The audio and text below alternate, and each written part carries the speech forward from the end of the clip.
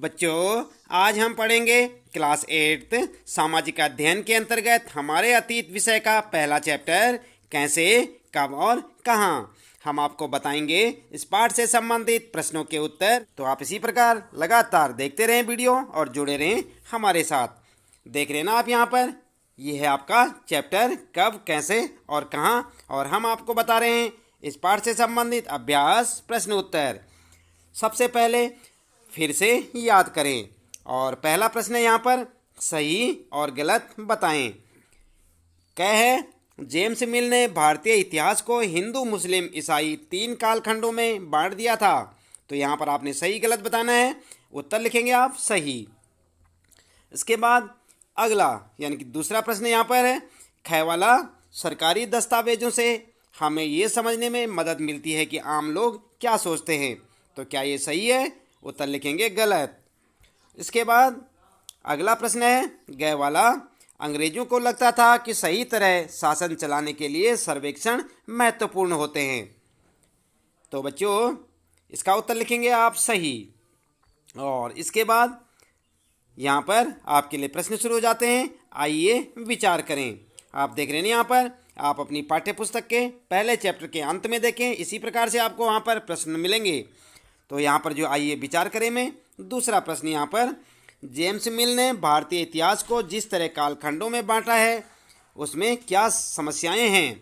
उत्तर में लिखेंगे आप 1817 में स्कॉटलैंड के अर्थशास्त्री और राजनीतिक दार्शनिक जेम्स मिल ने 3 खंडों में ए हिस्ट्री ऑफ ब्रिटिश इंडिया यानी कि ब्रिटिश भारत का इतिहास किताब लिखी।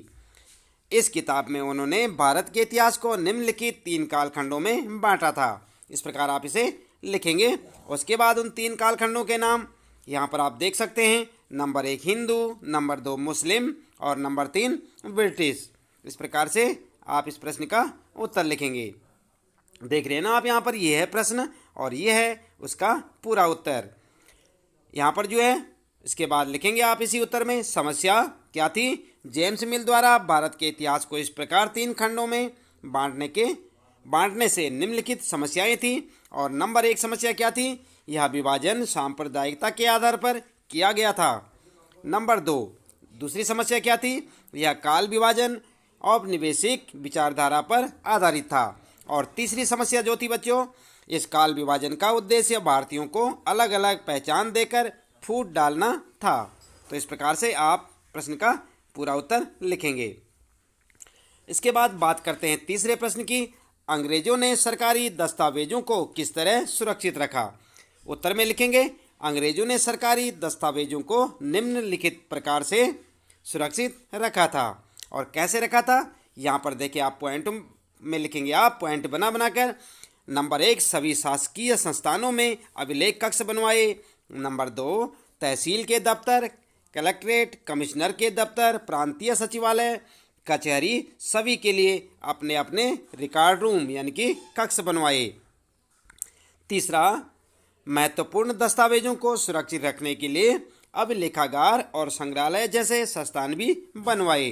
तो इस प्रकार से आप इस प्रश्न का उत्तर लिखेंगे, यानी कि तीसरे प्रश्न का उत्तर इस प्रकार से लिखेंगे। इसके बाद बच्चों बात करते हैं यहाँ पर चौथे प्रश्न की। तो चौथा प्रश्न यहाँ पर पूछा गया है इतिहासकार पुराने अखबारों से जो जानकारी जुटाते हैं वह पुलिस की रिपोर्टों में उपलब्ध जानकारी से किस तरह अलग होती है। उत्तर में क्या लिखेंगे आप? उत्तर लिखेंगे पुराने अखबारों से जानकारियाँ। पुराने अखबारों से इतिहासकार जो जानकारियाँ प्राप्त करते हैं यह संवाददाताओं द्वारा क्षेत्र में जाकर इकट्ठी की गई जानकारियों पर आधारित होती हैं। इस तरह अखबार घटनाओं का सही और विस्तृत विवरण प्रस्तुत करता है। पुलिस रिपोर्ट के पक्षतापूर्ण होने की संभावना होती है, क्योंकि पुलिस रिपोर्ट सरकार की सोच, वरिष्ठ अधिकारियों के दबाव तथा जांच अधिकारी के व्यक्तित्व पर निर्भर होती है। तो इस प्रकार से आप इस चौथे प्रश्न का उत्तर लिख सकते हैं। इसे आप ध्यानपूर्वक देखें और ठीक इसी प्रकार उत्तर लिखें। इसके बाद बच्चों 5वां प्रश्न है यहाँ पर आपके लिए, आइए करके देखें। आप देख रहे हैं यहाँ पर 5वां प्रश्न, क्या आप आज की दुनिया के कुछ सर्वेक्षणों का उदाहरण दे सकते हैं? सोचकर देखिए कि खिलौना बनाने वाली कंपनियों को यह पता कैसे चलता है कि बच्चे किन चीज़ों को ज़्यादा पसंद करते हैं, या सरकार को यह कैसे पता चलता है कि स्कूल में बच्चों की संख्या कितनी है। इतिहासकार ऐसे सर्वेक्षणों से क्या हासिल कर सकते हैं। उत्तर में लिखेंगे बच्चों, आप उत्तर लिखेंगे सर्वेक्षणों के उदाहरण। सर्वेक्षणों के कुछ उदाहरण निम्नलिखित हैं। और क्या क्या उदाहरण है जो सर्वेक्षण होते हैं उनके, जैसे जनगणना, चुनाव पूर्व सर्वेक्षण, वनों का क्षेत्रफल जानने के लिए सर्वेक्षण, नए तेल व गैस क्षेत्र का पता लगाने के लिए सर्वेक्षण। इस प्रकार से आप इसमें यहाँ पर उत्तर लिख सकते हैं। और साथ ही साथ आप लिखेंगे खिलौने बनाने वाली कंपनियाँ, हेडिंग डाल के, और खिलौने बनाने वाली कंपनियां भी सर्वेक्षण के माध्यम से बच्चों की पसंद का पता लगाती हैं। दूसरा सर्वेक्षण, जैसे स्कूलों में बच्चों की संख्या जानने के लिए सरकार स्कूल और प्रशासनिक अधिकारियों की रिपोर्ट के सर्वेक्षण के आधार पर स्कूलों में बच्चों की संख्या पता लगाती है। इसके बाद बच्चों, इतिहासकारों के लिए सर्वेक्षणों का महत्व क्या होता है। इतिहासकार सर्वेक्षणों से विभिन्न जानकारियां इकट्ठा कर सकते हैं और समाज में आ रहे बदलाव के विषय में लिख सकते हैं। तो इस प्रकार से आप इस प्रश्न का उत्तर लिखेंगे। देख लिया ना आपने पूरा प्रश्न और इसका उत्तर। ये था आपका 5वां प्रश्न, और इस प्रकार से आप इस प्रश्न का उत्तर लिखेंगे। इसके साथ ही इस पाठ से संबंधित प्रश्नों के उत्तर यहाँ पर समाप्त होते हैं। ज़्यादा प्रश्न नहीं थे इस पाठ में, थोड़े कम ही थे।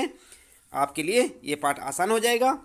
और इसी प्रकार लगातार कक्षा 8 सामाजिक अध्ययन के अंतर्गत सभी विषयों और सभी पाठों के प्रश्नोत्तर जानने के लिए आप चैनल को सब्सक्राइब करना ना भूलें। इसी प्रकार लगातार जुड़े रहें हमारे साथ। वीडियो पसंद आए तो लाइक और शेयर करना ना भूलें। आज के लिए इतना काफ़ी है। आपका दिन शुभ हो।